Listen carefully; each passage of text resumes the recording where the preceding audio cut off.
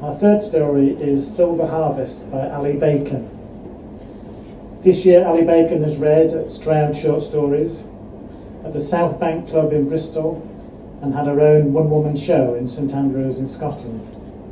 She says that until tonight she thought she'd been stuck on the letter S. So she's delighted to be in Cheltenham and not in Swindon. So take that, people from Swindon. Please welcome to the stage to read Silver Harvest, Ali Bacon.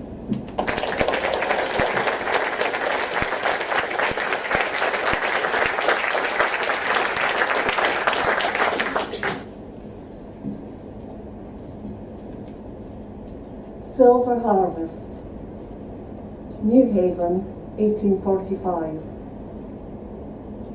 It's Sunday, and the other women are readying their bairns for the kirk, but I am drawn to the shore. On my way across the market square, a fractured sun picks out the scattering of fish scales in the cobbles, as bright as new bawbees. On the rough beach, I look up the firth to the open sea, but there will be no boats home the day. They've gone north, and will lay up at anchor, praying for a good catch and a safe return. A gannet with a scrawny neck bobs and dives as the waves creep up the shingle and nibble at the turf. The tide at least is predictable, no like the herring or the money coming in. But when the church bell calls, I take my place in the pew and give thanks for what we have.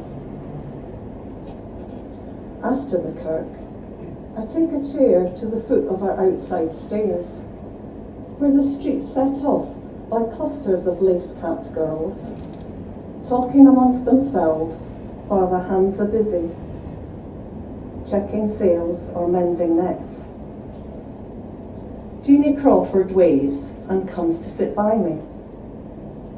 "Where's Susan?" she says. Willie's mother is Ben the Room with a sore head, but neither of us is sorry for her absence. Jeanie's loddies, 3 of them, will be down at the shore skimming stones and ploutering in the boats laid up for repair.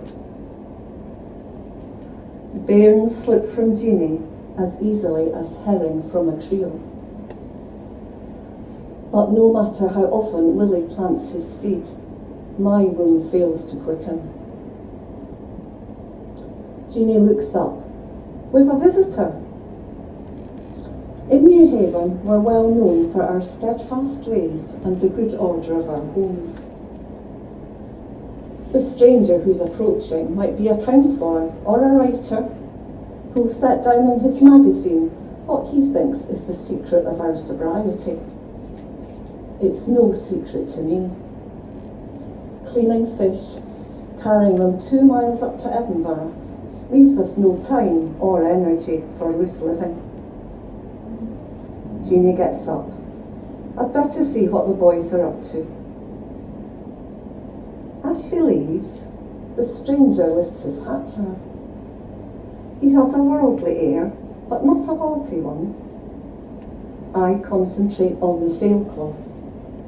Let him speak first, if he must. But after a minute, he's still there. No closer, no further off. As if there's something particular about the space between us.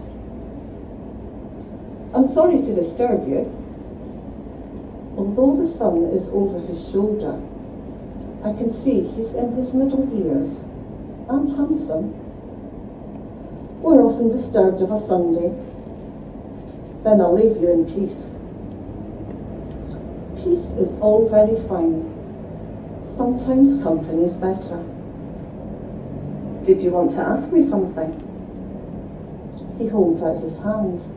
It's smooth and warm on mine. "David Octavius Hill, the artist," he adds, as if maybe this is something I should have known.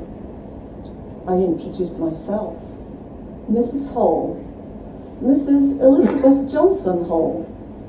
He nods. as if 3 names apiece put us on an equal footing. I'm planning a series of studies of the fisher folk. I wonder if you would sit for a portrait. He wants to paint me. My hands ache to straighten my cap and feel for any hair coming loose, but I stay still and keep my eyes on my needle as it comes to the end of its stitching. He lifts his coat-tails and sits on the bottom step. Glancing back at the way he's come, I wonder if I'm the first of the women he's asked. Then he draws a sheet of paper from inside his coat and shows me an etching, or maybe a drawing. I don't know what to make of it. It's a man with the colour sucked from his cheeks. But I would know him again with his sullen features and heavy brow. You don't like it? There's disappointment in his voice. What is it exactly? A picture made by the sun. This is too glib. If it's such an easy thing, these pictures would be everywhere. The sun, and what else? He has to think about it.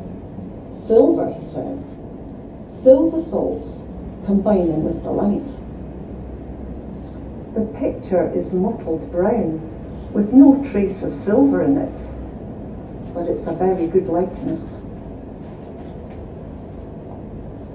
What do you think? I ask Willie when he comes home. Would you mind if I sat for a picture? He's looking at me across the table, flattered he and the artist have made the same choice. You're the best of them, Lizzie. You always were. Anyway, these pictures only take a minute. I hide my disappointment by getting up to clean the range. Susan makes no comment. This morning she asked me if Willie and I were still trying for a bairn. I said nothing. What we do under the blanket is our business. Mr. Hill comes again on a weekday afternoon. He has a younger man with him, and they push a cart from which the artist takes a good padded chair. He invites me to sit in it and walks around me at a distance. His assistant sets up his apparatus, a box with a glass eye. Where Mr. Hill has placed the chair, I'm squinting into the sun. Excuse me, he says, and he tilts my chin away from the light. His hand on my face is a shock. I can smell the hot felt of his suit, and in his hair, something like lemons. Keep your eyes cast down, he says. We can afford a shadow or two. Just stay as still as you can. News has travelled up the street and a small crowd has gathered. When a message boy comes whistling up from the harbour, somebody says, "Wheesht!" and an arm's flung out to hold him back. Just as I think I'm turned to stone, the young man makes a flourish and says, "We're done." Mr. Hill gives me his hand to raise me from my seat, and the crowd claps, even though there's nothing to see. After that, we see nothing of our Mr. Hill.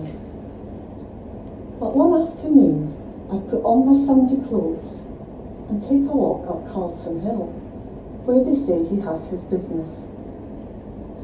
No one answers the door, but through a gate I see a single-storey outhouse, and as I draw nearer, I hear voices inside, in a friendly argument, disagreement giving way to laughter. I shouldn't have come, not on my own. But before I can turn back, the door of the outhouse opens, and he's standing there, covering his surprise with a smile and an outstretched hand. "Mrs. Hall!" "I'm sorry, you're busy." He comes to the gate and invites me in. "We'd like to see what we've made of you. Robert, we have a visitor." Inside, the assistant is flitting about in the darkness, one of many shadows in the room. Tacked to the wall, there are dozens of pictures, men, women, bairns. I see our beach up there, and the new monument on Princes Street. There you are. He points to a high corner of the wall, where I see a woman looking down, in a New Haven cap and dress. What do you think? My face, for it must be mine, is not how I've ever seen it in the glass. Is it the woman I've been, or the one I'll become? He answers my silence by opening a kist and taking out an armful of pictures and lays them down awkwardly so they slew across the table. They're all the same, this face of mine, many times over, in grey, brown or violet. Some are blurred, some sharply drawn. It took us a while to get it right. He nods to the one on the wall. But this is the best. We'll print more, as many as we need. I will be in an exhibition, he says, and after that a book, many books. He picks one picture from the pile and offers it to me. For your family. I carry my portrait home, but keep it hidden until I can show it to Willie. He nods. It's a good likeness, he says, but lays it on the chest of drawers and shuts the bedroom door.